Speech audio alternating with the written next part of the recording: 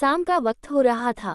अपने 12th के last exam के बाद एक प्यारा सा लड़का जिसका उम्र 17 या 18 साल के बीच में होगा, वो दिखने में बहुत मासूम होने के साथ साथ क्यूट और हैंडसम भी था।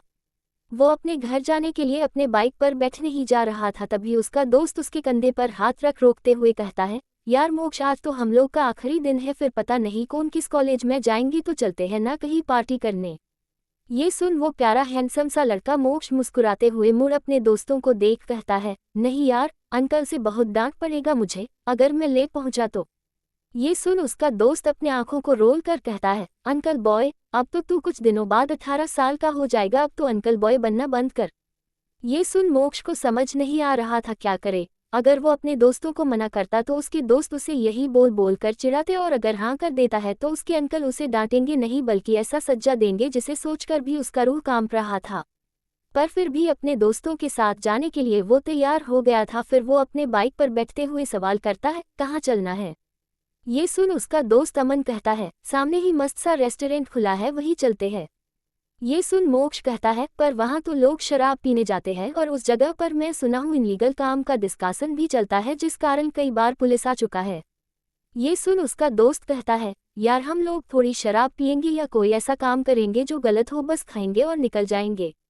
ये सुन मोक्ष सोचने लगता है और अमन अपने बाकी दोस्त को देख आंख मारता है। अमन का ये बस प्लानिंग था और उसके इस प्लानिंग में मासूम सा मोक्ष फंस जाता है और कहता है, ओके चलते हैं। इस बात पर उसके सारे दोस्त बहुत खुश हो जाते हैं। फिर सभी अपने अपने बाइक और कार में बैठ वहां जाने के लिए निकल जाते हैं। कुछ वक्त के बाद रेस्टोरेंट आ जाता है। फिर सभी अपने बाइक और कार से उतर रेस्टोरेंट के अंदर जाने लगते हैं। रेस्टोरेंट के अंदर जाने के बाद एक केबिन में जा सभी बैठ जाते हैं। तभी अमन खड़ा हो बाहर जाने लगता है तो मोक्ष सवाल करता है, कहाँ जा रहे हो। मोक्ष के सवाल पर अमन कहता है, वॉशरूम से आता हूँ, तब तक तुम लोग ऑर्डर दो और हाँ जूस भी मंगवा लेना। ये सुन सभी उसे शैतानी मुस्कान दे ओके कहते हैं। रही मोक्ष मासूमियत से भरे आवाज में ओके कहता है। फिर अमन बाहर निकल जाता है और बाहर जाने के बाद वो मैनेजर को जा कहता है, हमारे जूस में ड्रिंक मिला होना चाहिए, ओके। ये सुन मैनेजर कहता है ओके। फिर अपने बात को कहने के बाद वो केबिन के अंदर जाने लगता है। अंदर जाने के बाद वो अपने दोस्तों के साथ जा बैठ जाता है। कुछ वक्त के बाद उन लोगों का ऑर्डर आ जाता है। फिर सभी साथ खाना और कोल्ड ड्रिंक पीना स्टार्ट करते हैं। तभी मोक्ष जूस पीते ही अपने मुंह को बना कहता है, उसका टेस्ट इतना खराब क्यों है। ये सुन उसके दोस्त कहते हैं, ठीक तो है, टेस्ट तुम्हें ही खराब लग रहा है। ये सुन मोक्ष कुछ नहीं कहता है और किसी तरह उस जूस को खत्म करने लगता है। पर धीरे धीरे फिर उसे वो जूस अच्छा लगने लगता है तो फिर वो खाना छोड़ बस पिए जा रहा था तो उसका सभी दोस्तों देख हंसने लगते हैं। जब उसे पूरे तरीके से चढ़ जाता है तो वो खड़ा हो कहता है, सही कहा, मैं अंकल बॉय हूँ क्योंकि वो मुझे कुछ नहीं करने देते, तुम लोगों को पता है। इतना कहने के बाद वो खड़ा हो टेबल पर चढ़ जाता है और चिल्लाते हुए कहता है, अगर मैं उनके बातों को नहीं मानता तो वो मुझे डांटते नहीं है बल्कि मुझे मेरी बहन के साथ मूवी देखने वीडियो गेम खेलने नहीं देते हैं। ऊपर से वो शैतान अंकल मुझे खाने के लिए भी सिर्फ ग्रीन वेजिटेबल देते हैं, मेरे पसंद का मुझे खाने भी नहीं देते, इसलिए मैं अंकल बॉय बनकर रहता हूँ ताकि मुझे वीडियो गेम खेलने को मिले और मेरा फेवरेट खाना खाने को मिले। ये सुन उसके सारे दोस्त हंसने लगते हैं, साथ ही वीडियो भी बना रहे थे और वीडियो बनाकर पोस्ट कर देता है तो ये वीडियो सोशल मीडिया में बहुत वायरल हो रहा होता है। तभी एक बड़े से केबिन के अंदर 27 साल का हैंडसम सा लड़का, जिसकी आंखों का रंग लाइट ब्लू था, जिसे देख कोई भी हिप्नोटाइज हो जाए, और उसके चेहरे का कर हिस्सा देख लग रहा था भगवान बहुत फुर्सत से ये चेहरा बनाया हो, पर उसके हैंडसम लुक में जो कोल्ड भाव थे उसे देख वो किसी वैम्पायर की तरह लग रहा था। वो हैंडसम आदमी लेटर चेयर पर बैठा था और उसके अपोजिट साइड बैठा आदमी जो 27 साल का ही था वो भी दिखने में किसी राजा की तरह था, रॉयल पर्सनैलिटी के साथ साथ हैंडसम सा चेहरा और उसके होंठों पर टिका प्यारा सा मुस्कान जो किसी के होंठों पर मुस्कान ले आए। दोनों की पर्सनैलिटी में जमीन आसमान का फर्क था। वो उस कोल्ड आदमी के साथ बिजनेस से रिलेटेड बात करते हुए अपने फ़ोन में सोशल मीडिया अकाउंट खोला था। तभी हाल में ट्रेंडिंग में चल रहा वीडियो आ जाता है और उस वीडियो में मोक्ष को देख वो वीडियो स्टॉप कर देता है। और जैसे ही मोक्ष का आवाज़ और बात उस कोल्ड हैंडसम अट्रैक्टिव आदमी के कानों में पड़ता है तो वो अपने हाथ का मुट्ठी बना लेता है और उसके चेहरे पर कठोर एक्सप्रेशन आ चुके थे और अभी उसका अट्रैक्टिव चेहरा उतना खौफनाक बन चुका था कि किसी का भी रूह उसे देखते ही कांप उठे। पर उसके बगल में बैठा आदमी हंसते हुए कहता है, यार तेरा नेफ्यू तो कमाल का है। इतना कहने के बाद वो वापस हंसने लगता है। वही अनिरुद्ध था, बिजनेस वर्ल्ड का किंग कहलाता था, क्योंकि वो बिजनेस वर्ल्ड में जैसे ही कदम रखा था सारे कंपनी को पीछे करने लगा और अपने कंपनी को हर वो बड़े कंपनी से टक्कर लेने के लिए बना दिया जो सालों से सारी कंपनियां ट्राई कर रहे थे। एशिया में अभी 4 कंपनी ही टक्कर की थी अनिरुद्ध के कंपनी के अलावा उसके बेस्ट फ्रेंड जो उसके साथ था विहान और उसके अलावा 2 और कंपनी जो इन दोनों के राइवल थे। अनिरुद्ध खड़ा हो अपने दोस्त विहान को घूर कर देखता है तो विहान की हंसी बंद हो जाती है। वही अनिरुद्ध अपने केबिन से बाहर जाने लगता है तो विहान भी खड़ा हो उसके पीछे पीछे जाने लगता है। फिर दोनों बड़े सी कंपनी के बाहर आ जाते हैं।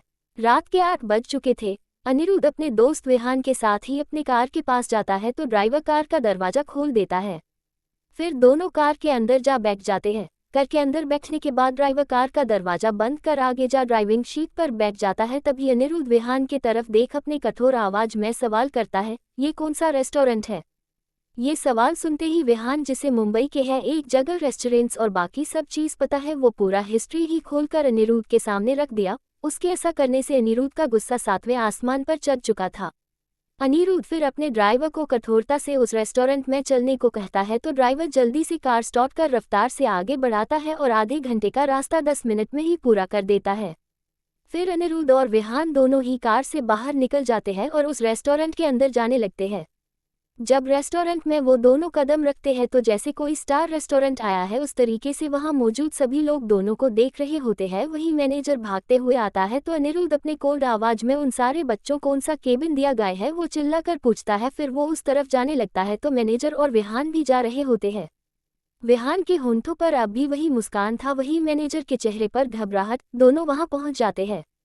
केबिन में अब भी मोक्ष टेबल के ऊपर चढ़ अनिरुद्ध का बुराई कर रहा था पर अनिरुद्ध जैसे ही उस केबिन के दरवाजे को खोल अपना कदम रखा था तो मोक्ष उसे देखा भी नहीं और उसके होने का एहसास उसे हो गया और वो बिल्कुल खामोश हो गया। अनिरुद्ध का कोल्ड ऑरा मोक्ष के अंदर इस कदर गहरा था कि वो नशे में होने के बाद भी खामोश हो चुका था। वो अपने नशे से भरे नजर को दरवाजे की तरफ करता है तो अनिरुद्ध का गुस्से से भरा चेहरा देखते ही उसे हिचकी आने लगता है। उसके हिचकी को सुन सभी उसके नज़र से मिला दरवाजे की तरफ देखते हैं और अनिरुद्ध के कोल्ड चेहरे को देख सभी के दिल में खौफ पैदा हो जाता है और सब साइड को एक साथ हो जाते हैं। वही अनिरुद्ध अंदर जा मोक्ष के अभी दोस्तों को अपने कठोर नज़र से देखता है। फिर मोक्ष की तरफ अपने हाथ को बढ़ाता है पर मोक्ष इतना घबराया हुआ था कि वो उसकी तरफ अपने हाथ को नहीं बढ़ा रहा था। तभी अनिरुद्ध गुस्से में जा उसके कमर पर अपने एक हाथ को गोल्ड कर उसे अपने एक साइड के कंधे पर लद अपने साथ ले जाने लगता है और सभी उसे देखते रह जाते हैं। वही अनिरुद्ध को मोक्ष के ले जाने के बाद विहान अनिरुद्ध के दोस्तों की तरफ देख वही अट्रैक्टिव मुस्कान के साथ पर कोल्डली कहता है, बच्चे हो नशे से दूर रहो। इतना कहने के बाद वो जाने लगता है। वही सभी का दिल जैसे बाहर आने को था। तीनों फिर बाहर आ जाते हैं और ड्राइवर कार का दरवाजा खोल देता है तो अनिरुद्ध मोक्ष को कार के अंदर डाल खुद भी अंदर जा बैठ जाता है। वही विहान पीछे ना बैठ आगे ड्राइवर के बगल में जा बैठ जाता है। सबके बैठने के बाद ड्राइवर दोनों साइड जा कार डोर लॉक कर खुद ड्राइविंग सीट पर जा बैठ कार स्टार्ट कर देता है। वही मोक्ष जिसका सर घूम रहा था और उसे अनिरुद्ध चार चार नजर आ रहा था वो अपनी नजरें उठा उसे देखता फिर अपने सिर को झुका कहता है, मुझे चार चार डेविल अंकल क्यों नजर आ रहे हैं? नशे में होने के कारण वो कितना तेज से बोल रहा था ये उसे पता नहीं था पर वो इतना तेज से तो बोल हो रहा था कि कार में बैठे सभी को सुनाई दे। मोक्ष के बातों को सुन विहान के होंठों पर हंसी छा जाती है। वही ड्राइवर को भी हंसी आ रहा था पर उसके पास हंसने का हिम्मत तो था नहीं। वही अनिरुद्ध मोक्ष के बाजू को पकड़ उसे अपने तरफ उसके चेहरे को पकड़ उसके चेहरे को उठा उसके आंखों में देखता है तो अब भी उसे चार चार नजर आ रहा होता है तो मोक्ष अपनी आंखें छोटी छोटी कर देख रहा होता है और कहता है, आप चार चार कैसे आ गए? मैं तो वो एक से ही परेशान हूँ, अब चार चार को कैसे झेलूंगा? मोक्ष की बातें अनिरुद्ध को गुस्सा दिलाने के लिए काफी था पर वो इतने मासूमियत से बोल रहा था कि अनिरुद्ध का गुस्सा अब भी उसके नियंत्रण से बाहर नहीं निकला था। पर फिर भी वो उसके चेहरे पर अपने उंगली को दबाता है तो मोक्ष के होंठों का पाउट बन जाता है। तभी उसके आंखों में कोल्डली देख अनिरुद्ध कहता है, बहुत चढ़ गया है तुम्हें, अब देखो मैं तुम्हारा नशा कैसे उतरता हूँ। इतना कहने के बाद को उसके चेहरे से अपने हाथ को हटा आगे कहता है, आज के बाद तुम रिंग को हाथ लगाने से पहले 1000 बार सोचोगे। इतना कहने के बाद वो उसे पकड़ कर बैठ जाता है। वही नशे में धुत मोक्ष का दिल तो धक धक किए जा रहा था और उसका आवाज मानो अनिरुद्ध के करीब आते ही दब चुका था। वही विहान जो आगे बैठा रियर व्यू मिरर से पीछे की तरफ देख रहा था उसके होंठों में हमेशा रहने वाला मुस्कान जा चुका था और दोनों को देख उसके होंठों पर एक मिस्टीरियस सी मुस्कान छा जाती है और वो अपने मन में कहता है, अनुराग भाई के जाने के बाद तुम ऐसी जिम्मेदारी को अपने हाथ में लिए हो अनिरुद्ध जो तुम्हें कहीं ना कहीं बदलते जा रहा है। अंकल आंटी के गुजर जाने के बाद अनुराग भाई भी काम की वजह से तुम्हें पूरे तरीके से अकेला छोड़ दिया था और अंकल आंटी के ना होने का गम तुम्हें अंदर तक तोड़कर रख दिया था और किसी का साथ ना होना तुम्हें डिप्रेशन में ले जा चुका था। पर जब से ये बच्चा तुम्हारे लाइफ में आया है तुम उस डिप्रेशन से निकलने लगे हो। भले तुम्हारा गुस्सा अब भी नाक में चढ़ा रहता वो अलग बात है। अपने मन में इतना कहने के बाद उसके होंठों पर वही अट्रैक्टिव मुस्कान टिक जाती है और ये रास्ता पार होने लगता है।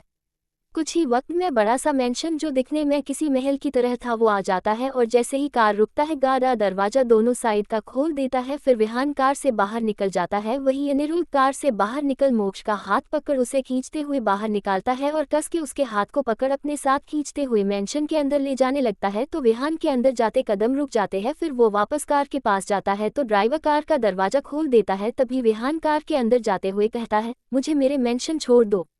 ये सुन ड्राइवर झट से कार का दरवाजा बंद कर आगे जा ड्राइविंग सीट पर जा बैठ जाता है और कार स्टार्ट हो जाता है। वहीं दूसरी तरफ जिस तरीके से अनिरुद्ध मोक्ष को अंदर लेकर जा रहा था वो देखकर अपने भाई का इंतजार कर रही अनाया जब देखती है उसके अंकल गुस्से में अपने साथ घसीटते हुए मोक्ष को ले जा रहे हैं तो अनाया सोचने लगती है आखिर हुआ क्या है, उसके अंकल आज फिर उसके भाई पर ऐसे गुस्सा क्यों हो रहे हैं। ये जानने के लिए चुपके से वो जाने लगती है पर वो मोक्ष के रूम के पास पहुंची थी कि तभी जोर से अनिरुद्ध रूम का दरवाजा बंद किया तो अंदर तक अनाया के दिल में खौफ पैदा हो गया और आगे कुछ जानने का हिम्मत नहीं हुआ और वो अपने रूम की तरफ भागते हुए जाने लगती है। वहीं दूसरी तरफ मोक्ष को रूम के अंदर ले जाने के बाद अनिरुद्ध उसे बाथरूम के अंदर ले जाता है और उसे गोद उठा बाथटब के अंदर डाल देता है। अचानक उसे उसके शरीर में ठंडा पानी जाता है तो उसे अपने शरीर में करंट सा महसूस होता है और वो अपने चेहरे को बाहर कर गहरी सांसें लेने लगता है। फिर वो अनिरुद्ध की तरफ अपने डरे नज़र से देखता है।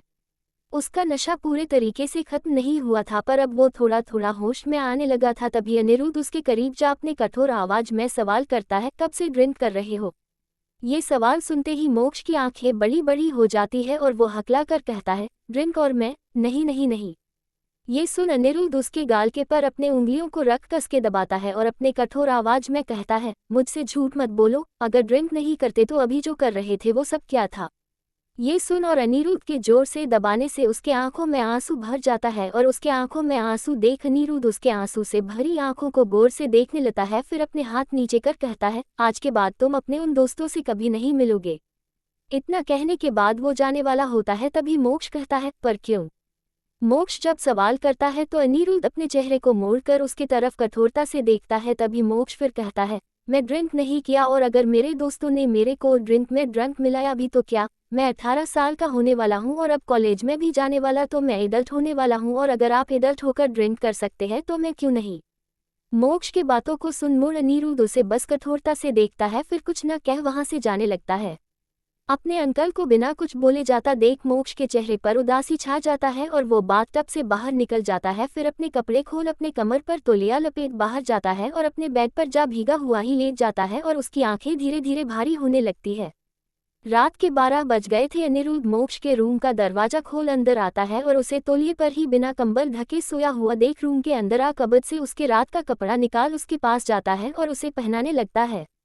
मोक्ष का नींद बहुत गहरा था, साथ ही उसके नशा भी किया था इसलिए उसका नींद खुल नहीं रहा था। वही उसके कपड़े को बदलने के बाद उसे सीधा सुला उसके शरीर में कंबल ढक अनिरुद्ध मोक्ष के मासूम से चेहरे को देख कहता है, तुम बहुत बड़े हो गए हो, इतने बड़े कि मेरे बातों का जवाब देने लगे हो। मैं तुम्हारे पर सख्ती नहीं बरतना चाहता हूँ पर मैं ये नहीं चाहता तुम्हारे या अनाया के साथ कभी भी कुछ बुरा हो। खुद में इतना कहने के बाद वो जाने वाला था पर तभी नींद में ही मोक्ष उसके हाथ को पकड़ लेता है तो अनिरुद्ध एक बार फिर उसके चेहरे को देखता है फिर अपने हाथ को छुड़ा जाने लगता है। अपने रूम जाने के बाद वो भी सो जाता है और ये रात धीरे धीरे पार होने लगता है। सुबह का वक्त हो चुका था। मोक्ष का नींद खुलता है और उसका सर तो दर्द हो ही रहा था पर उसे कल रात किया अपना सब हरकत याद आने लगता है और वो झट से अपनी आंखें बड़ी बड़ी कर खोल लेता है और उठकर बैठ अपने सिर पर हाथ रख कहता है, ओह सीट, अब तो एक सर वाला राक्षस मुझे खा जाएगा। खुद में उठा कहने के बाद उसके चेहरे पर दर्द छा जाता है। तभी रूम का दरवाजा नॉक होता है तो मोक्ष सवाल करता है, कौन। तभी दरवाजे के पास खड़ा सर्वेंट कहता है, छोटे बाबा मैं हूँ। ये सुन मोक्ष कहता है, ओह अंदर आ जाए काका। तो सर्वेंट दरवाजा खोल अंदर आ जाता है फिर अपने सिर को झुकाए कहता है, छोटे बाबा आपको मालिक बुला रहे हैं। ये सुनते ही मोक्ष का दिल धक धक करने लगता है तो वो कहता है, ओके मैं फ्रेश होकर आता हूँ। ये सुन ठीक है बोल वो चले जाते हैं। वही मोक्ष जल्दी से फ्रेश होकर अपने कपड़े बदल नीचे जाता है, पर अनिरुद्ध के पास उसके कदम धीमे हो जाते हैं और वो अपने धीमे कदम के साथ अनिरुद्ध के पास जाता है। तभी अनिरुद्ध उसकी तरफ अपने कठोर नज़र से देखता है, फिर कुछ फॉर्म उसकी तरफ बढ़ा कहता है, ये कुछ टॉप कॉलेजेस है जिसमें भी जाना है, अपना फॉर्म भर मुझे रात तक दे देना। कल का कोई बात ना करता पा कॉलेज फॉर्म के बात को करता सुन वो अपने चेहरे को ऊपर उठाता है, फिर कहता है, सॉरी अंकल, मैं कल ड्रिंक नहीं किया था, वो मेरे दोस्त मेरे जूस में ड्रिंक मिला दिए थे। ये सुन अनिरुद्ध कुछ नहीं कहता है और खड़ा हो जाता है। तभी अनाया भागते हुए आती है और अपने चाचू के कमर पर अपने हाथ को लपेट कहती है, चाचू भैया का बर्थडे आने वाला है तो पापा घर आएंगे ना। ये सुन अनिरुद्ध अनाया के सिर पर अपने हाथ को रख प्यार से फेरते हुए कहता है, मुझे नहीं पता। ये सुनते हो अनाया के चेहरे पर उदासी छा जाता है और वो अपने चाचू से दूर हो अपनी नज़रों को ऊपर उठा कहती है, पापा क्यों नहीं आते घर मेरे और भैया के बर्थडे पर, और पापा मुझसे कभी क्यों नहीं बात करते हैं। अनाया के सवालों को सुन अनिरुद्ध को कुछ समझ नहीं आ रहा था, क्या बोले वही ये रीजन मोक्ष भी नहीं जानता था। वो भी अनिरुद्ध की तरफ देखने लगता है तो अनिरुद्ध कहता है, क्योंकि भैया काम में बहुत बिजी रहते हैं। ये सुन अनाया कुछ नहीं कहती है तो अनिरुद्ध कहता है, चलो अब नाश्ता करने चलो, मुझे जाना भी है। ये सुन तीनों फिर नाश्ते के लिए जाते हैं और साथ बैठ नाश्ता करने लगते हैं। तभी अनिरुद्ध का फ़ोन बजता है और वो कॉल उठा अपने कान से लगा लेता है। फिर फ़ोन पर बोल रहे आदमी का बात सुन वो कहता है, ओके मैं आता हूँ। इतना कहने के बाद वो खड़ा होने को होता है। तभी मोक्ष कहता है, क्या आप हमारे साथ नाश्ता भी पूरा नहीं कर सकते हैं कभी। मोक्ष के इस सवाल पर अनिरुद्ध कहता है, तुम्हारे लिए तो अच्छा है ना, मैं तुम्हें ग्रीन वेजिटेबल खाने नहीं बोलूँगा, मेरे जाने के बाद तुम कुछ भी खा सकते हो। अनिरुद्ध की बातों को सुन जो कुछ नशे में वो कल कहा था उससे याद आने लगता है और मोक्ष को अब अपने कहे हुए बात का बुरा लगने लगता है। वही अनिरुद्ध अपने हाथ को साफ कर निकल चुका था। तभी मोक्ष अपने मन में कहता है, मुझे माफ़ी तो मांगना होगा, पर मैं कैसे माफ़ी मांगूं। ये सोचकर अब मोक्ष परेशान होने लगता है। तभी अनाया कहती है, भैया आप क्या सोच रहे हो, चाचू का मूड तो हमेशा ऐसा ही रहा है। ये सुन मोक्ष मुस्कुरा देता है। फिर दोनों साथ नाश्ता करते हैं और फिर हॉल जा मूवी देख रहे होते हैं। मूवी में एक सीन आता है जहां हीरोइन को हीरो से माफ़ी मांगना होता है, पर उसे समझ नहीं आ रहा होता कि वो माफ़ी कैसे मांगे। इस सीन को देखते हुए मोक्ष सोचने लगता है और आइडिया गेन करने लगता है।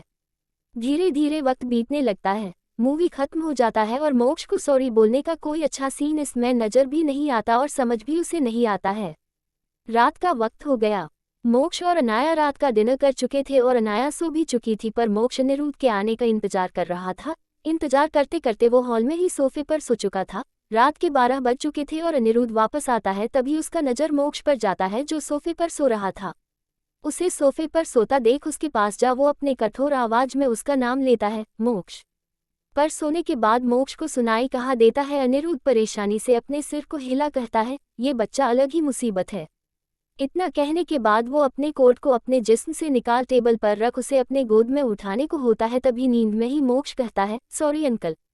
ये सुन अनिरुद्ध उसे देखने लगता है। फिर वो उसे गोद में उठा उसके रूम के अंदर ले जा उसे बेड पर लेटा देता है। फिर कंबल उसके जिस्म में डालने को होता है, पर तभी मोक्ष का नींद हल्का खुल जाता है और वो अपने आंखों को थोड़ा खोल अनिरुद्ध की तरफ देखते हुए कहता है, आप बहुत कोल्ड हो पर बहुत अच्छे भी हो। मुझे आप डांटते तो मुझे बुरा नहीं लगता, बस कभी कभी बुरा लगता है। इतना कहने के बाद वो फिर अपनी आंखें बंद कर सो जाता है। तो अनिरुद्ध उसे बस देखने लगता है, पर उसके चेहरे पर कोई रिएक्शन नहीं आता है। वो बस उसके शरीर पर कंबल ढक अच्छे से अपने रूम जाने लगता है। अपने रूम जाने के बाद वो अपने कपड़े बदल रहा होता है। तभी उसका फ़ोन रिंग होता है तो वो अपने फ़ोन को जा उठा अपने स्क्रीन पर भैया देखता है तो वो कॉल उठा अपने कान से लगा कहता है, हेलो भैया। तभी कॉल के दूसरे तरफ बात कर रहा अनुराग कहता है, मैं इंडिया नहीं आऊँगा। ये सुन अनिरुद्ध कहता है, भैया जो हुआ उसे भूल जाओ और इसमें अनाया की गलती नहीं है जो आप उसे सजा दे रहे हो अपने आप से दूर रखकर। अपने भाई का बात सुन अनुराग कहता है, अनिरुद्ध मैं उसे जब जब देखता हूँ तो मुझे वो दिन याद आने लगता है और मैं उससे और नफरत करने लगता हूँ, इसलिए दूर रहना चाहता हूँ।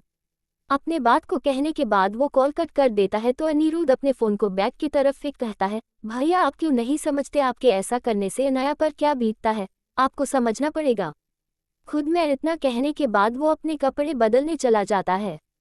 रात का कपड़ा पहनने के बाद वो अपने बेड पर जा बैठ जाता है और आंखें बंद करता है। तभी मोक्ष जो नींद में बोल रहा था वो याद आने लगता है और अपनी आंखें खोल लेता है। फिर उठकर बैठ सिगरेट जला अपने होंठों के बीच दबा कस लेने लगता है। फिर सिगरेट अपने होंठों से बाहर निकाल धुआं बाहर निकालने लगता है। कुछ वक्त के बाद वो सोचते हुए कुछ सिगरेट की कस लेता है, फिर सिगरेट बुझा वो लेट जाता है और ये रात धीरे धीरे पार होने लगता है। फिर सुबह होते ही जैसे ही उसका नींद खुलता है और वो अपनी आंखों को खोलने वाला होता है, पर उसे एहसास होता है जैसे मोक्ष उसके सामने है, तो वो अपनी आंखें बंद रखता है। वही मोक्ष सॉरी कार्ड सामने रख अनिरुद्ध की तरफ देखता है, तो अनिरुद्ध की तरफ देखते ही उसके होंठों पर मुस्कान छा जाता है और अपने मन में कहता है, इतना हैंडसम कोई कैसे हो सकता है, पर हैंडसम के साथ साथ इतने गुस्सैल क्यों है, पर बहुत केयरिंग है, मैं आपसे बहुत बहुत प्यार करता हूँ। ये कहते हुए मोक्ष को अलग सा एहसास होता है और वो अपने सीने पर हाथ रख अपने मन में ही कहता है, प्यार, हाँ हाँ प्यार, भतीजे वाला प्यार। भतीजा लगाते ही मोक्ष के चेहरे पर उदासी छा जाता है। तभी अनिरुद्ध अपने कोल्ड आवाज में कहता है, मुझे देखते हुए अपने आप से बात करना हो गया हो तो मैं अपनी आंखें खोलूं। अनिरुद्ध जागा है ये देख मोक्ष अपने होंठों पर सिल्ली सा मुस्कान ला अपने मन में कहता है, भगवान, मैं सुबह सुबह डेविल का भोजन नहीं बनना चाहता हूँ। अपने मन में इतना कहने के बाद वो सिल्ली सा मुस्कान के साथ कहता है, वो मैं। इससे आगे वो कुछ नहीं बोल पा रहा था, तो अनिरुद्ध अपनी आंखों को खोल कहता है, बकरी जैसा मैं हो गया हो तो आगे भी बोलो।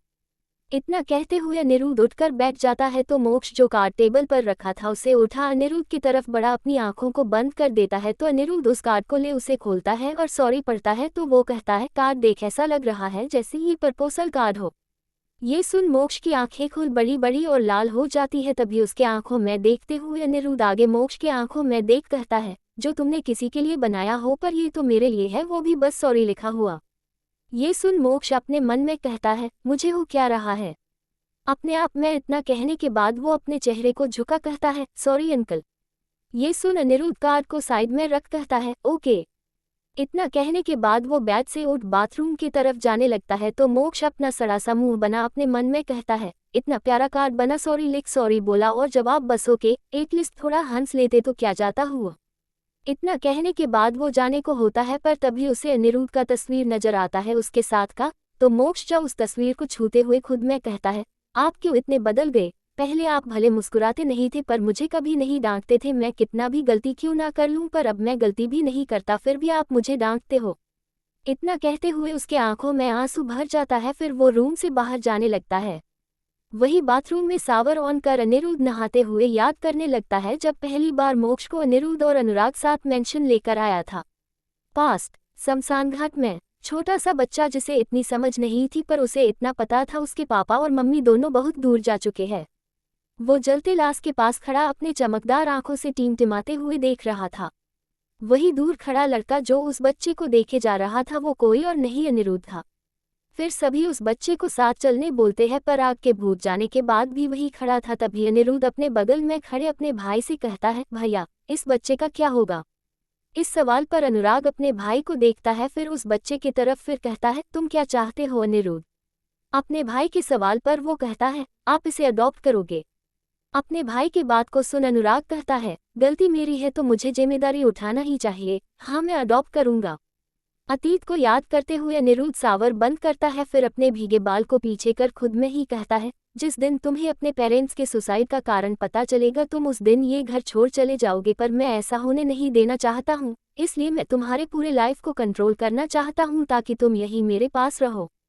इतना कहने के बाद वो अपने कमर पर तौलिया लपेट रूम से बाहर निकल जाता है और कंपनी जाने के लिए निकल जाता है। वहीं दूसरी तरफ अनाया अपने चाचू और मोक्ष के आने का इंतजार कर रही होती है। जब दोनों ही नहीं आते हैं तो अनाया सर्वेंट को बुला कहती है, काका अनाया को भूख लगा है, भैया और चाचू को बुलाओ। ये सुन सर्वेंट छत से कहता है, जी छोटी मालकिन। इतना कहने के बाद वो जाने लगता है, पर तभी मोक्ष आ जाता है तो सर्वेंट कहता है, बाबा छोटी मालकिन को बहुत जोरों का भूख लगा है, आप जल्दी जाए। ये सुन वो कहता है, ओके काका, आप अंकल को बुला आइए। ये सुन वो हाँ कह जाने लगता है। वही मोक्ष अपनी बहन के पास जा उसके बगल में बैठ जाता है, तो अनाया कहती है, क्या है भैया, मेरे पेट के चूहे कूद कूद कर मर रहे हैं भूख से, और आप और चाचू पता नहीं कहाँ गायब हो। वो इतना कही ही थी कि तभी अनिरुद्ध आ जाता है, और अनिरुद्ध के आते ही मोक्ष अनाया दोनों शांत हो जाते हैं। वही अनिरुद्ध बैठ जाता है, फिर सर्वेंट नाश्ता लगा देते हैं तो तीनों नाश्ता कर लेते हैं। फिर अनाया स्कूल जाने के लिए अपने बैग लंच बॉक्स साथ जाने लगती है। अनाया बाहर जाती है तो ड्राइवर कार का दरवाजा खोल देता और वो कार में बैठ जाती है। फिर ड्राइवर कार का दरवाजा बंद कर आगे जा ड्राइविंग सीट पर बैठ कार स्टार्ट कर देता है। वही मेंशन के अंदर मोक्ष अपने रूम जाने को था, तभी अनिरुद्ध उसका नाम लेता है। मोक्ष अपना नाम सुन उसका दिल धड़के जा रहा था। वो मुड़ अनिरुद्ध की तरफ देखता है, तभी अनिरुद्ध उससे सवाल करता है, तुमने फॉर्म भरा? ये सवाल सुन मोक्ष, जो पढ़ने में कुछ खास अच्छा नहीं था, वो डरते हुए ही कहता है, मैं बिजनेस स्टडी नहीं करना चाहता हूँ। मोक्ष की बातों को सुन अनिरुद्ध सोफे पर जा बैठ सवाल करता है, तो क्या करना है? अनिरुद्ध के सवाल पर वो अपने आंखें झुका इधर उधर मटकाते हुए कहता है, मैं सिंगर बनना चाहता हूँ। ये सुन अनिरुद्ध अपनी नजरें उठा मोक्ष को देखता है, फिर खड़ा हो कहता है, जो फॉर्म दिया उसे फील करो। इतना कहने के बाद वो जाने लगता है तो मोक्ष कहता है, पर मुझे पढ़ाई नहीं करना है। इस बात पर अनिरुद्ध मुड़ उसे कठोरता से देखता है तो मोक्ष उसके कठोर नजरों को देख अपनी नजरें झुका कहता है, ओके भर दूंगा। ये सुन अनिरुद्ध मुड़ वापस जाने लगता है, तभी मोक्ष उसके जाने के बाद अपने रूम जा दरवाजा बंद कर कहता है, देवल, जब मुझे सिंगर बनने ही नहीं देना चाहता था तो क्यों पूछा मुझे क्या करना है? इतना कहने के बाद वो गुस्से में जा बैठ जाता है अपने बेड पर। वही अनिरुद्ध अपने कार में जा बैठ जाता है और ड्राइवर कार डोर लॉक कर आगे ड्राइविंग सीट पर जा बैठ कार स्टार्ट कर देता है। वही अनिरुद्ध अपने लैपटॉप को खोल सिंगर बनने और जिस कॉलेज में उसे वो भेज रहा है उस कॉलेज में सिंगर फील्ड से रिलेटेड वो कुछ कर सकता है कि नहीं वो देखने लगता है। तभी उसका फोन बजता है तो वो अपने फोन को उठा अपने कान से लगा कहता है, हाँ। अनिरुद्ध इतना खोया खोया सा कहता है तो अनिरुद्ध का दोस्त विहान सवाल करता है, क्या हुआ, तू इतना खोया खोया सा क्यों है? इस सवाल पर वो कहता है, मैं नहीं चाहता वो सिंगर बने। ये सुन विहान का मुंह बन गया और वो कंफ्यूजन से भरे आवाज में सवाल किया, किसे सिंगर बनना और तू बनने नहीं देना चाहता?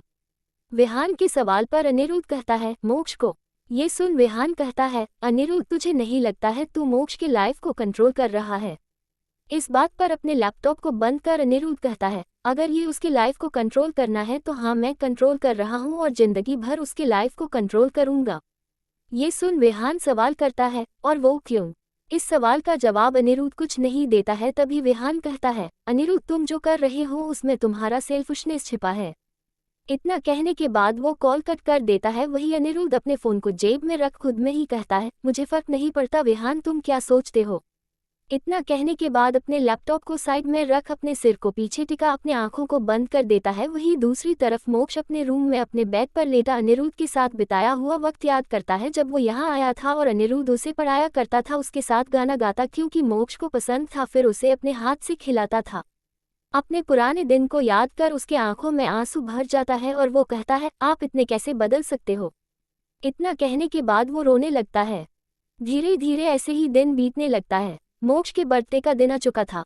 मोक्ष अब तक सोया हुआ था, तभी उसका फोन बजने लगता है तो वो अपने आधे नींद में अपना फोन उठा कान से लगाता है। तभी उसके दोस्त कहते हैं, हैप्पी बर्थडे यार।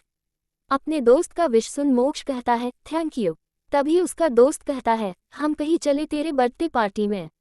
अपने दोस्त का बात सुन मोक्ष उठकर बैठ कहता है, नहीं, आज का दिन सिर्फ मेरी बहन के लिए है।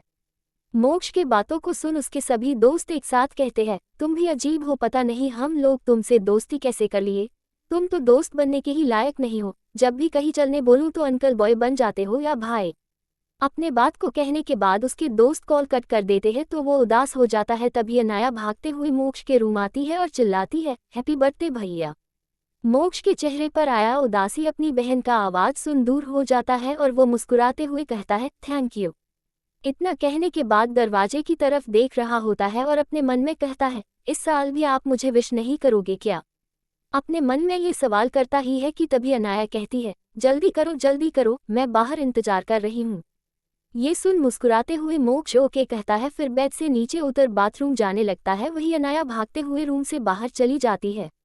हॉल में आने के बाद देखती है अनिरुद्ध जा रहा है। ये देख अनाया थोड़ा घबराई हुई कहती है, चाचू आप भैया को विश नहीं करोगे?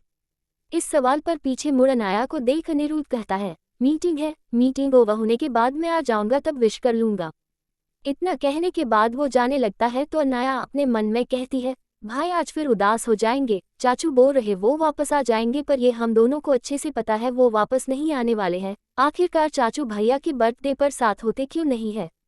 अपने आप के इतना कहने के बाद अपने आप से सवाल भी करती है। तभी मेंशन का फोन बजने लगता है। सर्वेंट आसपास थे नहीं तो भागते हुए जा अनाया कॉल उठा अपने कान से लगा लेती है। तभी एक कॉल पर अट्रैक्टिव आवाज उसके कान में गूंजता है, अनिरुद्ध अग्निहोत्री से बात करना है मुझे।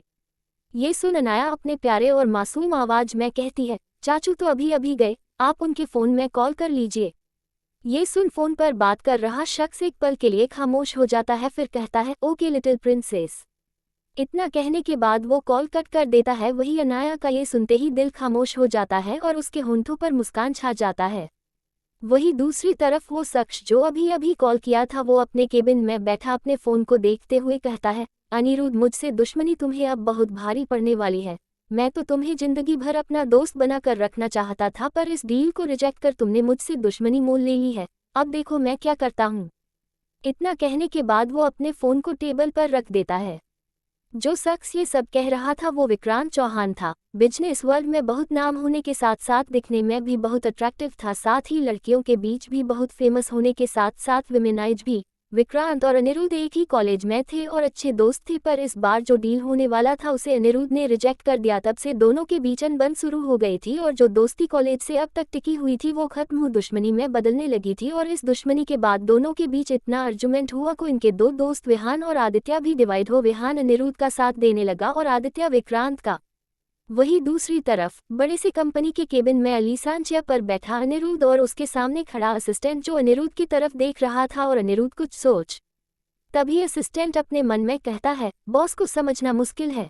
पहले तो हमेशा मीटिंग का झूठा बहाना बना मोक्ष के बर्थडे पर साथ नहीं रहते, और दूसरी तरफ मोक्ष का बर्थडे अच्छा जाए इसके लिए ढेर सारा अरेंजमेंट जिससे वो और अनाया खुश हो जाए और गिफ्ट्स लेने को मुझे कहते। अपने मन में वो ये कह रहा था, तभी अनिरुद्ध कहता है, उन दोनों को किसी अच्छे रिजॉर्ट में लेकर जाओ जहां गेम्स हो, और हाँ उस रिजॉर्ट में कोई नहीं होना चाहिए। ये सुन अनिरुद्ध का असिस्टेंट हकलाते हुए कहता है, सर आप एक दिन पहले बोले होते तो शायद रिजॉर्ट पूरा खाली मिल सकता था, पर इतनी जल्दी पूरे रिजॉर्ट की बुकिंग करवाना मुश्किल है।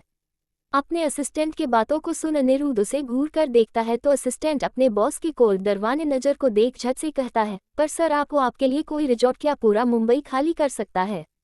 उसके बड़ा चढ़ाकर बोलने पर अनिरुद्ध फिर उसे घूरता है और कहता है, जितना कहा गया है उतना करो। ये सुन वो अपने सिर को झुका यस सर कह अपने मन में कहता है, सबके अच्छे दिन आ रहे हैं, ना जाने मेरे अच्छे दिन कब आएंगे। वो इतना अपने मन में कह रहा था तभी अनिरुद्ध कहता है, और गिफ्ट्स में तुम उसके लिए एक अच्छा गिटार लेना।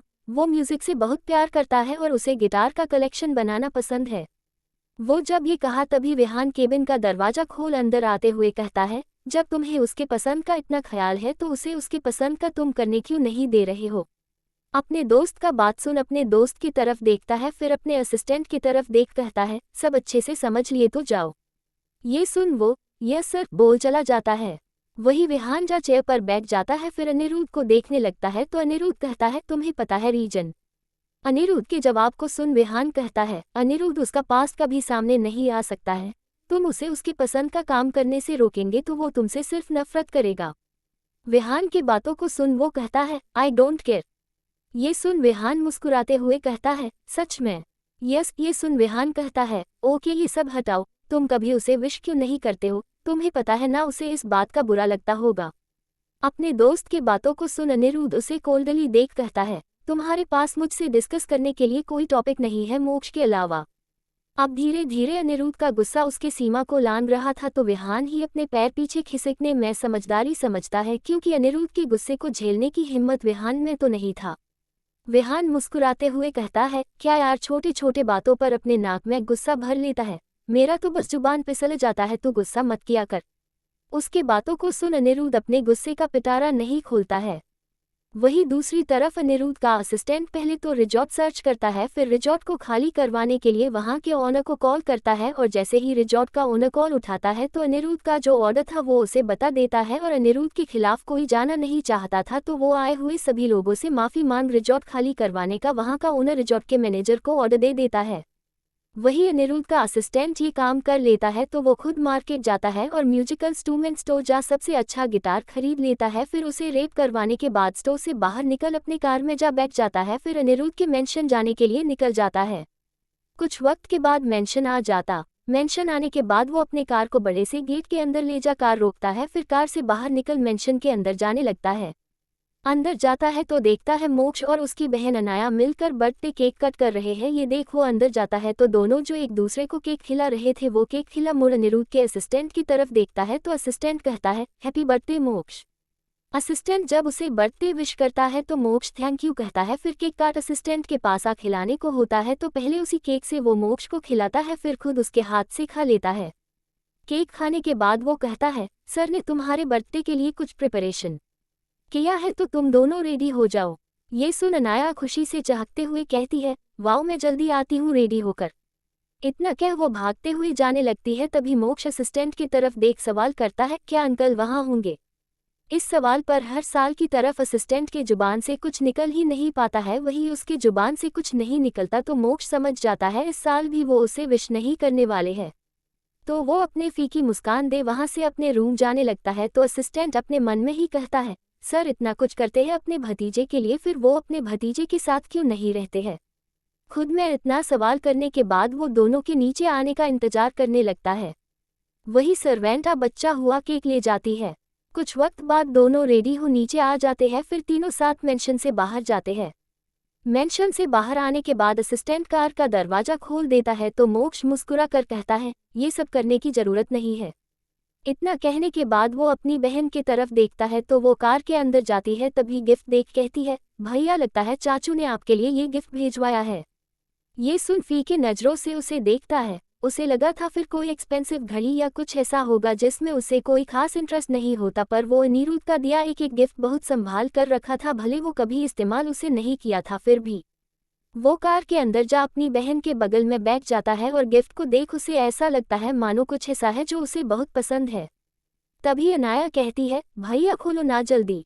ये सुन मोक्ष गिफ्ट खोलता है और गिटार देख उसके चेहरे पर चमक और होंठों पर मुस्कान छा जाता है। वही असिस्टेंट कार का दरवाजा बंद कर आगे ड्राइविंग सीट पर जा कार स्टार्ट कर देता है। तभी अनाया कहती है भैया उसे बजाओ ना।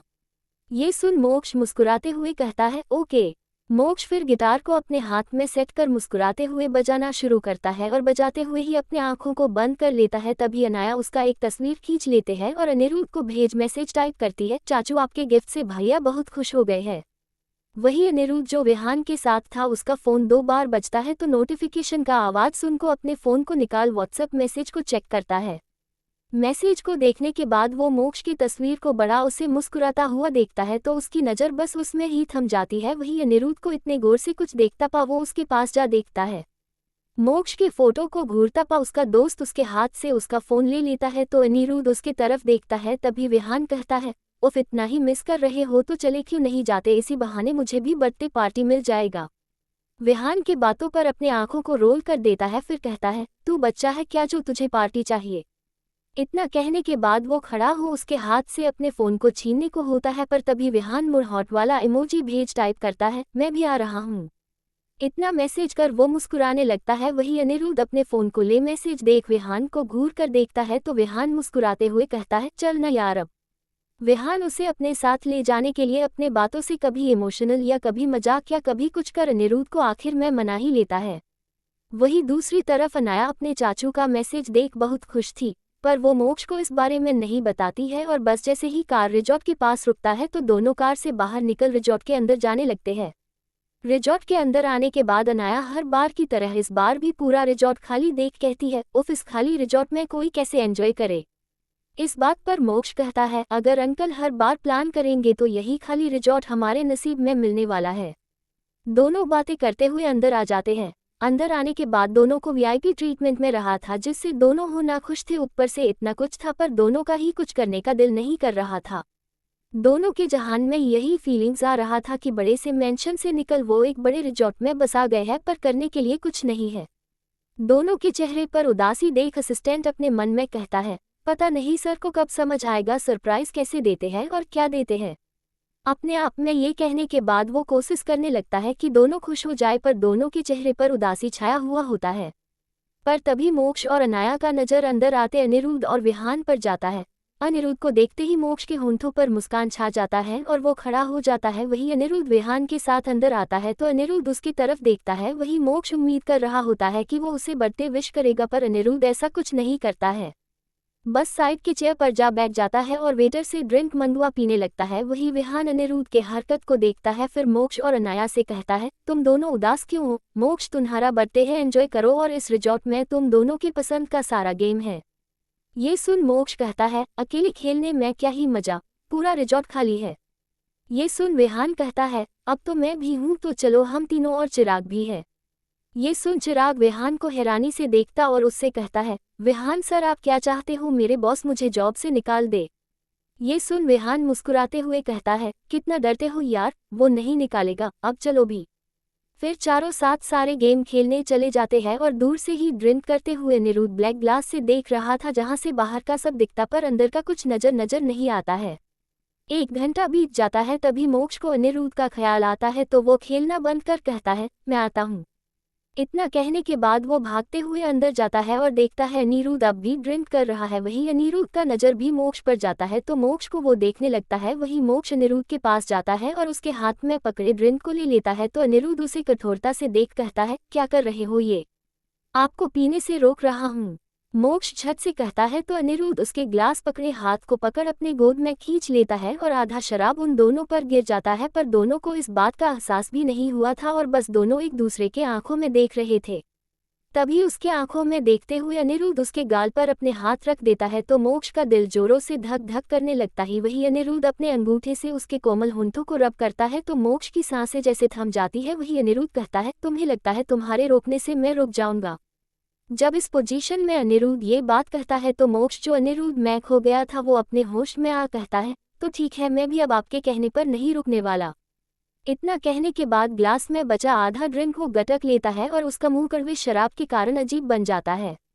एक शिप गटकने के बाद वो शराब का बॉटल उठा अपने होंठों से सटा बिना कुछ मिलाए गटकनी वाला होता है, पर वो घुट अंदर गया ही होगा कि तभी बॉटल को अनिरुद्ध पकड़ लेता है, तो अपने होंठों से हटा मोक्ष भी उस बॉटल को कस के पकड़े अनिरुद्ध के आंखों में देख रहा होता है, तो अनिरुद्ध उसके हाथ से बॉटल एक झटके मत खींच अपने हाथ को उससे दूर कर उसके आंखों में देखने लगता है।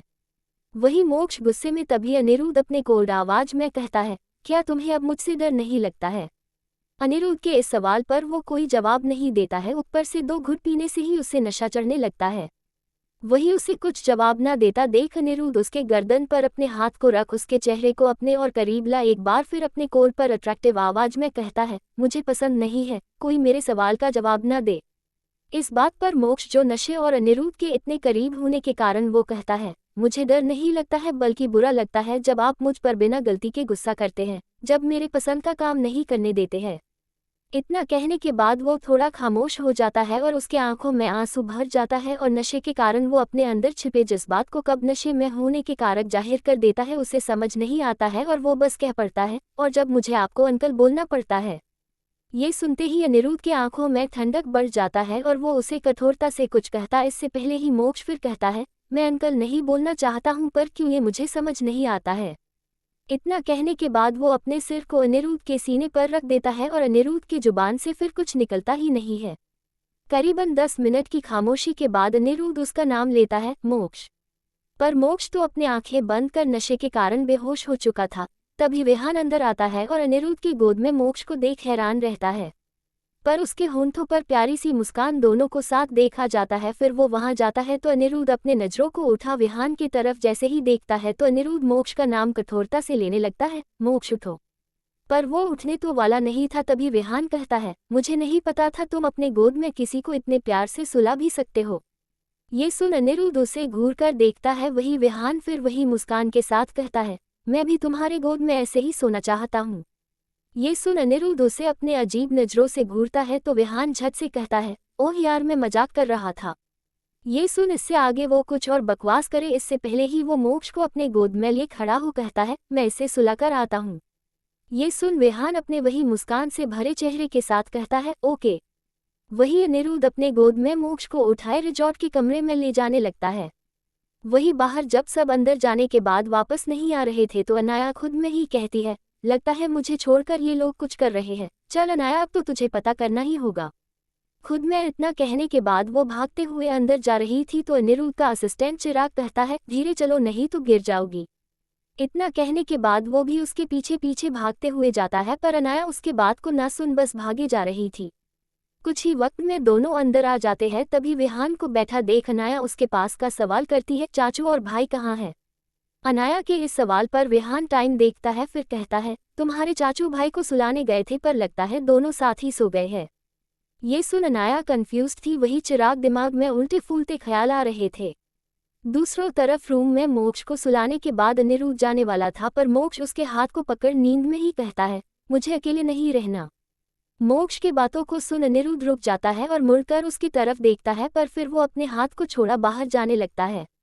वही दूसरी तरफ एक लग्जरी कार के अंदर बैठा आदमी, जो देखने में बहुत चार्मिंग था, वो अपने सिर को शीट पर टिकाए अपनी आंखों को बंद किए हुए था। तभी कार के सामने से एक प्यारी सी लड़की, जो लंबा सा गाउन पहनी हुई थी और वो अपने गाउन को ऊपर तक उठाई थी, जिससे उसका आधा पैर दिख रहा था, और वो भाग रही थी। पर तभी वो चार्मिंग आदमी की कार के सामने आ जाती है और ड्राइवर कस के ब्रेक लगाता, पर उस लड़की के पैर में लग जाता है। वही वो पीछे बैठा चार्मिंग लड़का का आंख खुल जाता और धक्के के कारण वो आगे की तरफ आ जाता है और चिल्ला कर कहता है, ये क्या कर रहे हो?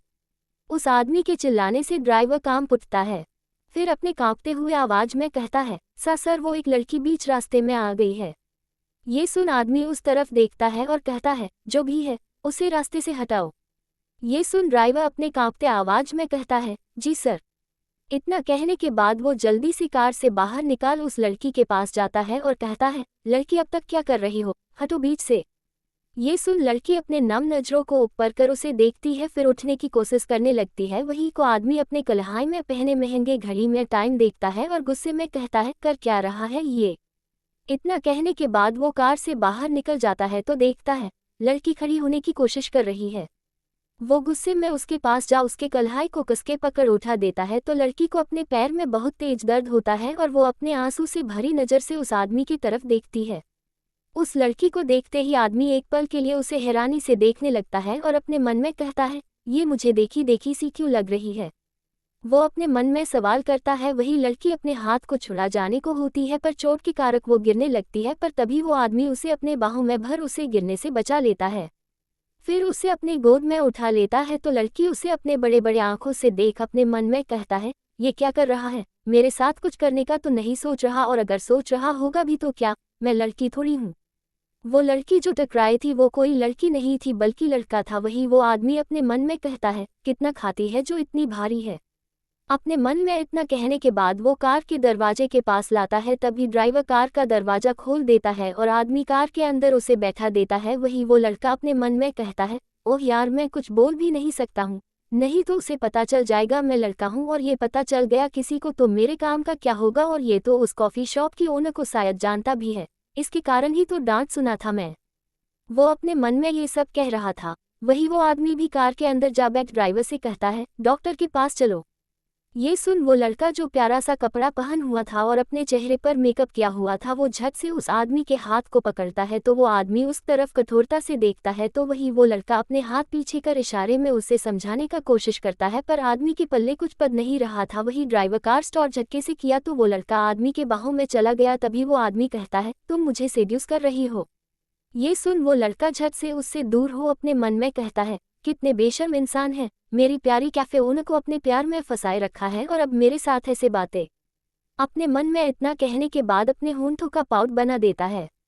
वही दूसरी तरफ अनिरुद्ध बाहर आ चुका था। तभी विहान उसे कुछ कहने को था, पर तभी अनिरुद्ध का कॉल आता है, तो वो कॉल उठा अपने कान से लगाता है। तभी दूसरे तरफ से वो आदमी कहता है, सर, मिस्टर चौहान हमारे शिप को जाने नहीं दे रहे हैं।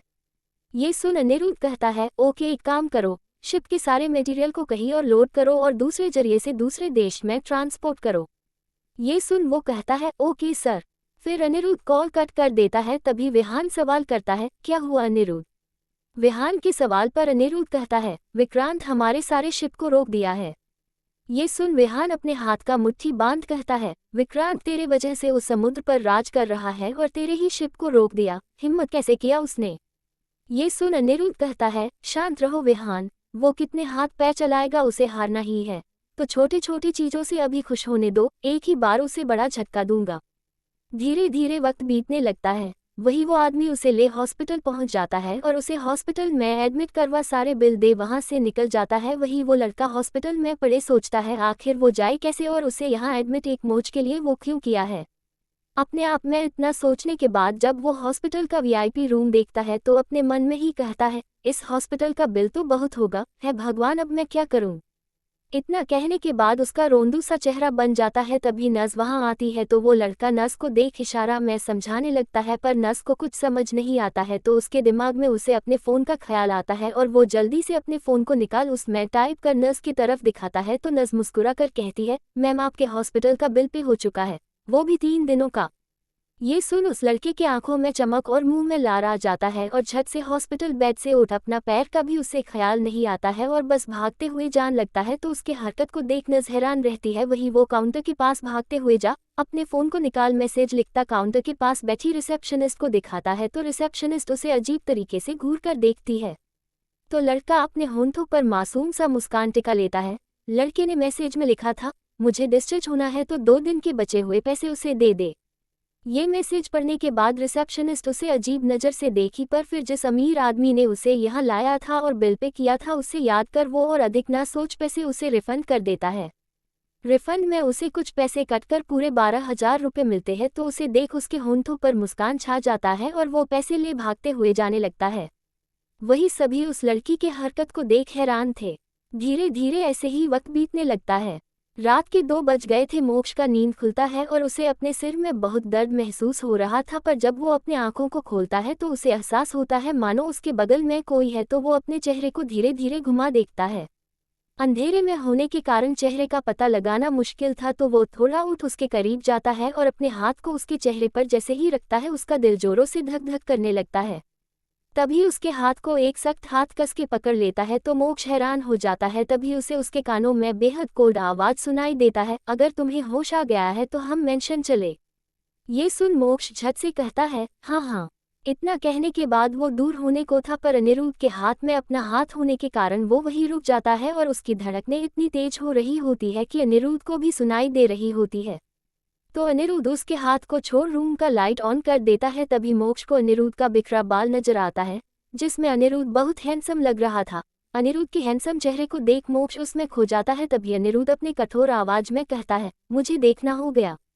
इस सवाल पर मोक्ष उसमें खोया खोया से कहता है, नहीं। ये सुन अनिरुद्ध अपने आईब्रो को उचका कर देखता है। तो मोक्ष झट से कहता है, मतलब हाँ, हमें चलना चाहिए। इतना कहने के बाद वो बेड से उतरने लगता है। वही अनिरुद्ध अपने मन में कहता है, स्टूपिड लड़का। इतना कहने के बाद वो भी बेड से उतर अपने हाथ से ही अपने बाल को सेट कर बाहर जाने लगता है। तो उसके पीछे पीछे मोक्ष भी दोनों बाहर आ जाते हैं और अनिरुद्ध रुक जाता है। उसके रुकते ही मोक्ष उसके पीठ से टकरा जाता है। तो अनिरुद्ध कहता है, देख कर चलो। ये सुन सिल्ली सा मुस्कान दे मोक्ष कहता है, सॉरी, वैसे अनाया, विहान अंकल और चिराग भैया कहाँ है। मोक्ष के सवाल पर अनिरुद्ध कहता है, वो चले गए हैं। ये सुन मोक्ष बहुत खुश हो रहा था। दोनों फिर कार के अंदर बैठ जाते हैं। तो मोक्ष आराम से बैठा था शीट पर। तभी अनिरुद्ध उसे घूर कर देखता है। तो मोक्ष उसकी नज़रों को देख कहता है, हाँ मैं लगा रहा। इतना कहने के बाद वो अपना शीट बेल्ट लगाने का झूठा कोशिश करता है और अपना मासूम चेहरा बना अनिरुद्ध की तरफ देखता है। तो अनिरुद्ध अपने छोटे छोटे आंख कर उसे घूर कर देखता है। तो अपने मासूम चेहरे के साथ वो अपने पलकों को टिमटिमाता है। तो अनिरुद्ध आखिर में उसकी तरफ जा उसके शीट बेल्ट को लगाने लगता है। तभी मोक्ष अपने मन में कहता है, मोक्ष तो कुछ ज्यादा रोमांटिक मूवी देखने लगा है। अंकल मुझे घास तक नहीं डालने वाले हैं, पर मैं चाहता हूँ। वो अपने मन में ये सब सोच रहा होता है। तभी अनिरुद्ध उसके शीट बेल्ट को लगा अपने 2 उंगली को जॉइंट कर मोक्ष के माथे में मारते हुए कहता है, तुम्हारे दिमाग में ख्याली पुलाव बन गया हो तो मैं कार स्टार्ट करूं। ये सुन मोक्ष झट से कहता है, हाँ। इतना कह वो शांत हो जाता है और अपने मन में कहता है, क्या मैं कुछ और नहीं बुला सकता हूँ। अपने आप में वो इतना कह रहा था, वही अनिरुद्ध कार स्टार्ट कर देता है और कुछ ही वक्त में मेंशन आ जाता है। मेंशन आने के बाद अनिरुद्ध कार रोक देता है। फिर दोनों कार से बाहर निकल मेंशन के अंदर जाने लगते हैं। मेंशन के अंदर जाने के बाद मोक्ष अपने रूम जा रहा होता है। तभी अनिरुद्ध कहता है, स्टॉप। ये सुन मोक्ष के कदम रुक जाते हैं और वो मुड़ अनिरुद्ध की तरफ देखता है। तभी अनिरुद्ध किचन की तरफ जाते हुए कहता है, यही रहूं, मैं आता हूँ। ये सुन मोक्ष को ऐसा लग रहा था जैसे अनिरुद्ध उसके बर्थडे का कोई सरप्राइज रखा हो। अपने दिमाग में ख्याली पिलाव बना वो बहुत खुश हो रहा था। पर कुछ ही वक्त के बाद अनिरुद्ध एक ग्लास में पानी लेकर आया तो उसके होंठों का पाउडर बन गया। वही अनिरुद्ध उसके पास आ कहता है, इसे पी लो। ये सुन मोक्ष कहता है, पर मुझे पानी नहीं चाहिए। मोक्ष के बातों को सुन अनिरुद्ध बस उसे अपने कोर नज़र से देखता है तो बेचारा मोक्ष डर के कारण ग्लास ले लेता है, फिर पीने लगता है। तभी उसे नींबू का टेस्ट आता है तो मोक्ष अपने मन में कहता है, इतनी रात को नींबू पानी कौन पीने कहता है, नशा मैंने किया था पर लगता है चढ़ इन्हें रहा है। अपने मन में इतना बोल वो पूरा पी लेता है। फिर जाने को होता है तो अनिरुद्ध उसका नाम लेता है, मोक्ष। अपना नाम सुन एक नई उम्मीद की वो उसे बर्थडे विश करेगा ये सोच वो मुड़ जाता है, पर वो उम्मीद भी उसका टूट जाता है जब अनिरुद्ध कहता है, कल से तुम्हारा कॉलेज स्टार्ट है तो जल्दी जाग जाना। ये सुन मोक्ष के चेहरे पर उदासी छा जाता है। वही अनिरुद्ध जाने लगता है तभी मोक्ष अपने सिर को झुकाए ही कहता है, आप मुझे बर्थडे विश क्यों नहीं कर रहे हो। मोक्ष के बातों को सुन अनिरुद्ध अपने चेहरे को मोड़ मोक्ष की तरफ देखता है। वही मोक्ष भी अपने नम आंखों को उठा अनिरुद्ध की तरफ देख फिर कहता है, बस हैप्पी बर्थडे ही तो बोलना है। ये सुन अनिरुद्ध एक गहरी सांस भर अपने कोल्ड आवाज में कहता है, हैप्पी बर्थडे। इतना कह वो जाने लगता है। वही इतने कोल्ड आवाज में हैप्पी बर्थडे सुन मोक्ष को कोई खुशी नहीं मिलता, उसके आंखों से आंसू बहने लगते हैं और वो खुद में कहता है, बोल दिया उन्होंने हैप्पी बर्थडे पर मैं खुश नहीं हूँ। इतना कह रोते हुए वो अपने रूम जाने लगता है। सुबह का वक्त हो चुका था, सब नीचे आ गए थे मोक्ष को छोड़कर। तो टाइम देख अनिरुद्ध सर्वेंट को अपने हाथ के इशारे से बुला। लेट हुई तो सर्वेंट जल्दी से उसके पास जाते हैं। तभी वो अपने कोड आवाज में कहता है, मोक्ष को 2 मिनट के अंदर नीचे आने बोलो। ये सुन, जी मालिक, बोल वो मोक्ष को बुलाने चला जाता है। मोक्ष के रूम आने के बाद वो मोक्ष के रूम का दरवाजा नॉक करता है तो मोक्ष जो अब तक सोया हुआ था उसका नींद खुल जाता है। फिर उसका नज़र घड़ी पर जाता है तो टाइम देख वो चौंकते हुए कहता है, आज तो मैं गया। इतना कहने के बाद वो जल्दी से बेड से उतर दरवाजे के पास जा दरवाजा खोलता है तो सर्वेंट कहता है, छोटे बाबा आप क्या कर रहे हो, आपके देर होने की वजह से मालिक बहुत गुस्सा कर रहे हैं, उन्होंने आपको 2 मिनट में नीचे बुलाया है। ये सुन मोक्ष झट से कहता है, ओके काका। इतना कहने के बाद वो बिना रूम का दरवाजा लॉक किए भागते हुए बाथरूम चला गया तो सर्वेंट अफसोस से अपने सिर को हिला नीचे जाने लगता है। नीचे जाने के बाद वो अनिरुद्ध के पास जा कहता है, छोटे बाबा को मैं उठा दिया हूँ, वो जल्द ही आते ही होंगे। ये सुन अनिरुद्ध का चेहरा कठोर हो गया और उसकी आंखें लाल। वो गुस्से में कहता है, ओके। वही उसके गुस्से को देख सर्वेंट को तो डर लग ही रहा था, साथ ही अनाया को भी। वो अपने मन में ही कहती है भगवान भाई को आज अंकल के गुस्से से बचा लेना। इतना कहने के बाद वो खड़ी हो कहती है, अंकल मैं नाश्ता कर लेती हूँ, मेरा स्कूल लेट हो रहा है। ये सुन अनिरुद्ध ठीक है कहता है। तभी अनाया सवाल करती है, आप नाश्ता नहीं करोगे। ये सवाल सुन अनिरुद्ध जिसके हाथ में न्यूज़पेपर था उसे देखते हुए कहता है, नहीं तुम कर लो। ये सुन वो ओके कह भागते हुए डाइनिंग टेबल पर जा नाश्ता करने लगती है। 10 मिनट बीत जाता है और अनाया का नाश्ता करने हो जाता है और वो ड्राइवर के साथ स्कूल के लिए निकल जाती है। वही टाइम देख गुस्से में अनिरुद्ध खड़ा हो मोक्ष के रूम जाता है। दरवाजा खुला देख वो अंदर कदम रखने वाला था पर मोक्ष को बस कमर पर तौलिया लगाए शीशे के पास खड़ा देखता है तो को दरवाजे से टिक खड़ा हो जाता है और वो जो कह रहा था उसे सुनने लगता है। उफ आज तो मुझे वो डेविल कच्चा चबा डालेंगे, ऊपर से मेरे हैंडसम चेहरे पर ये डार्क सर्कल भी हो गया है, सब डेविल की वजह से, उनके कारण मैं रात भर नहीं सो पाया। I hate you. ये सुन एक कोल्ड पर अट्रैक्टिव आवाज उसके कानों में पड़ा, यू हेट मी। अनिरुद्ध के आवाज को सुन मोक्ष डर भी महसूस करता और उसकी तरफ आकर्षित भी हो जाता था। वो अपने चेहरे को धीरे से डर कर मोड़ता है, फिर हिचकिचाते हुए कहता है, वो मैं और आपसे हेट। वो इतना कहा ही था कि तभी अनिरुद्ध कसके रूम का दरवाजा बंद करता है तो मोक्ष का आगे का शब्द जो पहले से ही नहीं निकल रहा था वो और निकलना बंद हो जाता है। वही अनिरुद्ध अपने धीमे कदमों के साथ किसी शेर की तरह मोक्ष के तरफ बढ़ रहा था तो मोक्ष को ऐसा एहसास हो रहा था जैसे वो आज अनिरुद्ध का खाना बनने वाला हो। वही अनिरुद्ध उसके पास जाता है तो मोक्ष के कदम पीछे होने लगते हैं पर आखिर में वो शीशे के पास रखे टेबल से टकरा टेबल पर ही बैठ जाता है। तभी अनिरुद्ध झुक अपने दोनों हाथ टेबल पर रख अपने कठोर नज़र से उसे देखने लगता है तो उसके आंखों को देख मोक्ष के आंखों में डर पर दिल उसके पास आने से जोरों से धक धक करने लगता है, पर डर के कारण धड़क रहा या किसी और वजह से इसका एहसास मोक्ष को अभी हो नहीं रहा था। वही अनिरुद्ध उसके कान के करीब जा अपने सेडिक्टिव आवाज में कहता है, कितना भी हेट कर लो मुझसे पर तुम्हें भी पता है तुम सिर्फ मेरे साथ रहना चाहते हो।